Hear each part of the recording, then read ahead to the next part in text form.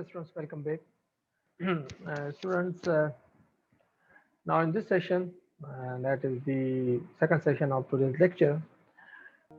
Before a short break, we have understand the introduction, definition, and the historical development of the crime against the aggression. So, after having knowledge of basic background of the crime of aggression, now what circumstances, what facts actually would constitute the crime of aggression which tried, prosecuted, or investigated by the international forums, likewise Security Council and International Criminal Court. So, what acts which actually constitute that crime? That is the elements of the uh, crime against the aggression. So, in this part, we are going to discuss as per the screen which is appearing in front of you. So discuss the objective and subjective element of the crime against the aggression.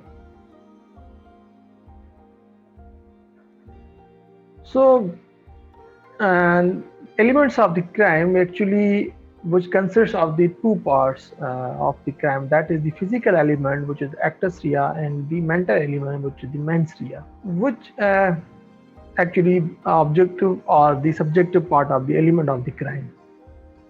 So as per the article 8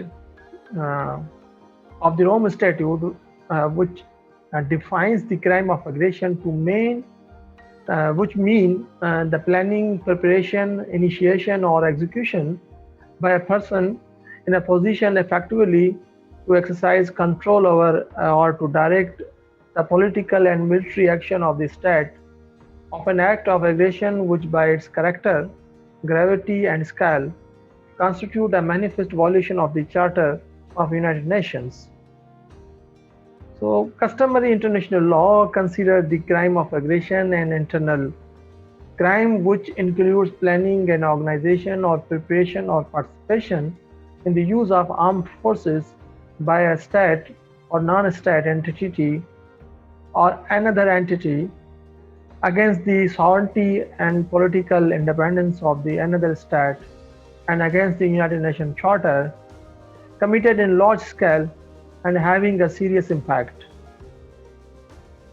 The responsibility for an act of the aggression is placed on the states by customary international law, an example being the Israeli aggression of Iraq in 1981 was found to be a violation of the prohibition on the use of force. In this case, responsibility was not placed on an individual, although factually the crime of aggression was committed as a collective act of individuals. The crime of aggression is generally not mentioned in the United Nations Charter. However, while dealing with the preparation, United Nations member states resort to a provision of the Article 2, paragraph 4 of the United Nations Charter, which states, shall all members shall refrain in their international relation from the threat of the use of the force against the territorial integrity or political independence of any state or in any other manner inconsistent with the purpose of the United Nations. For this provision, we are able to derive some elements of the crime of the aggression. So, what we have learned, students, that the elements of the crime of aggression, some facts can be derived from the definition which itself states by the ICC Statute in Article 8 and Article 2, paragraph 4 of the United Nations. And if the elements are not found, then the crime would not be considered as a crime of aggression. So first part of element, that is the subjective element of the crime of aggression. So here is the elements which constitute the subject part of the elements of the crime of aggression. Number 1, A.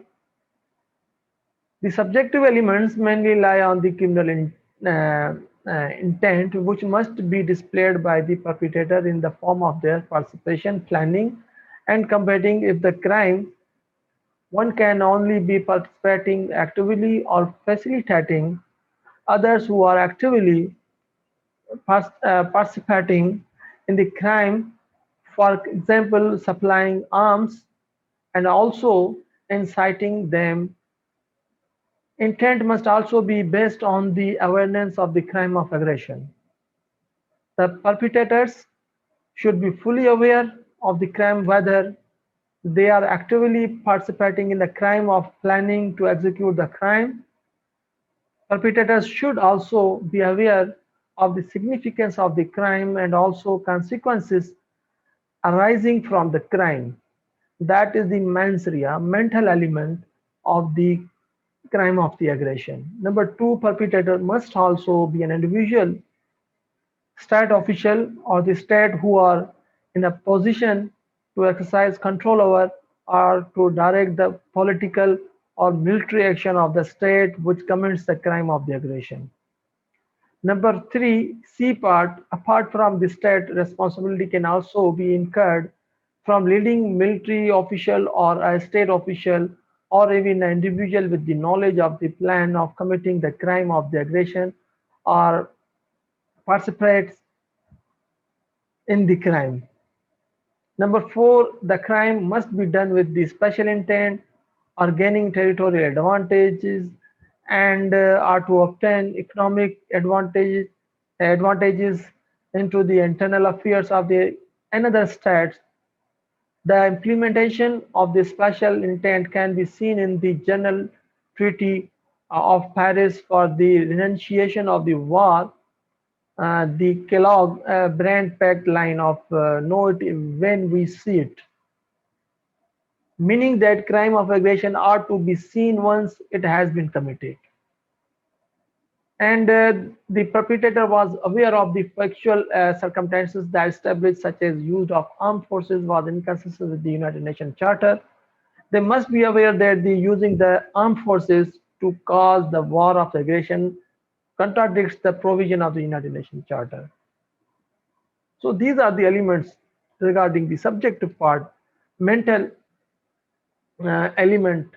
It is virtually uncontested that the mens rea requirement for the crime of aggression is a criminal intent. An individual satisfied the mens rea requirement for the crime of aggression if they are aware of the collective intent to initiate the wage of war of aggression and continue to participate in this action. For instance, in the recalling case, the General Tribunal of the military government of the French zone of occupation in Germany found the defendant not guilty of preparing for aggressive war because there was insufficient evidence to prove that they possessed the necessary intention and mens rea of the furthering an invasion or an aggressive war. And what are the second part, which is the objective of the elements of the crime of the aggression? The objective elements of the crime can be defined as the acts, omissions, and or conduct of the crime. This is the actus rea of the crime, physical participation. The object element of the crime of aggression are act that constitute the crime. They are provided for in Article 8 of the Rome Statute. The objective of the elements include: number one, the perpetrator planned, prepared, initiated, or executed an act of aggression. Means there's a planning, there's a preparation, and thereafter to start to achieve that preparation, and after starting to execute that plan of an act of the aggression. Number two, the person was in a position effectively to exercise control over or to direct the political or military action of the state which committed the act of aggression. Number three, the act of aggression involved the use of armed force by the state against the sovereignty, territorial integrity, or political independence of another state, or in any other manner inconsistent with the Charter of the United Nations was committed. The act of aggression, by its character, gravity, and scale, constituted a manifest violation of the Charter of the United Nations. Number five, The perpetrators was aware of the factual circumstances that established that such a use of the armed force was inconsistent with the Charter of the United Nations. The perpetrators was aware of the factual circumstances that established such a manifest violation of the Charter of the United Nations. Pursuant to the definition and the United Nations General Assembly Resolution 3314 of the 1974, generally customary law prohibits all forms of acts of the aggression in the context of international wrongful acts or criminal acts. In this case, the objective elements of the crime of aggression are invasion or attack by the armed forces of a state against the territory of another state or part thereof, bombing, bombing by the armed forces of a state against the territory of the another state, or use of any weapon by a state against the territory of another state, blockading a part or shore of a state by the armed forces of another state, attacking another state through land, sea, or air while armed.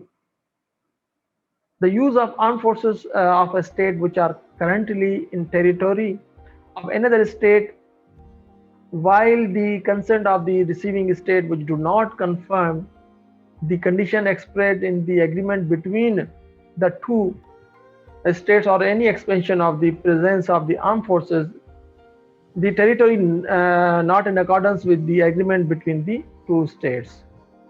And the last one, the act by a state allows its territory under order from the another state to be used by another state to commit an act of aggression against the third state. So, student, determining who should be held accountable for the crime of aggression is vital, as it is imperative to punish those individuals who are responsible for the waging an aggressive war. However, at the same time, the criteria used to identity the perpetrators of the aggression must be narrow enough to ensure the appropriate individuals are brought to justice. The crime of aggression is considered to be leadership of crime. For example, Article 16 of Law Commission Draft Code of Crime Against Peace and Security of the Mankind refers to an individual who as leader or organizer actively participate actus rea in the planning, preparation, initiation, or waging of aggression. The case law also illustrates that the crime of aggression are leadership crimes. For instance, in the United States of America versus William Vaughan Leib, the High Command case, which has tried by an American military tribunal established pursuant to the Control Council, officers who held high-level position in the German military were charged, among others, with the crimes against the peace. And the the underlying collective act for the crime of aggression is that a state has committed an act another state. Resultantly, non-state entities such as terrorist organizations, revolutionary groups, or individual mercenaries not sponsored by the state could not be held accountable for the crime of aggression. Under customary international law, only aggressive war leads to individual criminal responsibility, and threats of the aggression are insufficient to hold a person liable for the aggression. And further connection must exist between the action of the individual's leader charged with the aggression and the state's acts of aggression. At the Nuremberg Tribunal, the prosecution was able to establish this nexus by proving that the accused was involved in the planning, preparation, initiation, or waging of the war of aggression, since Article 6, Clause A of the Nuremberg Charter provides that the individual criminal responsibility for the crime of aggression results from the planning, preparation, initiation, or waging of the war of the aggression, or participation in the common plan or conspiracy for the accomplishment of any of the foregoing reasons of the act. So, so students, it was the elements of the crime of aggression which constitute the crime against the perpetrators and individuals. And there are two elements, subjective and objective part we have discussed, and we have tried to understand in the light of Article 2 of the United Nations Charter and Article 8 bis of the ICC Statute. I hope this lecture, this part of lecture, helps you to understand the elements which constitute that crime. Thank you very much.